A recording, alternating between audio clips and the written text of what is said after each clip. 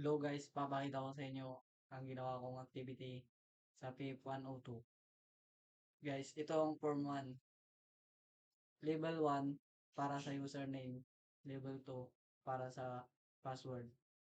And button 1 for login. Button 2 for register. And button 3 for exit.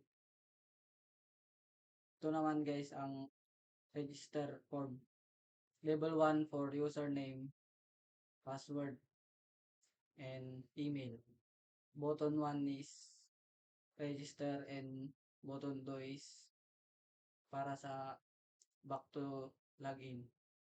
And this is designed for form 3 guys, main form. Button 1 and label. And guys, sa database, titest lang natin.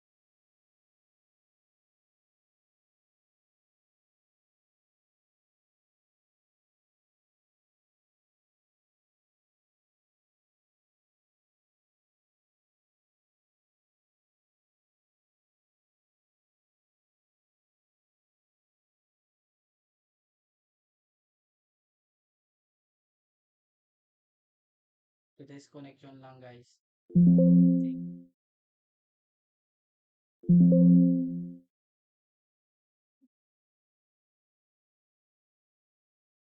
And nararan na natin guys.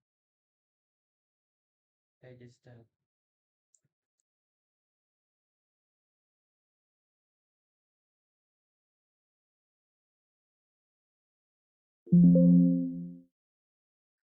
So yun guys, pag naulit yung nilagay natin, mag no-notif po siya.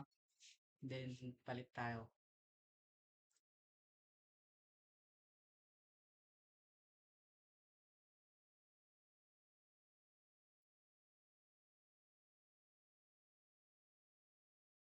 Ayan, sabi, login.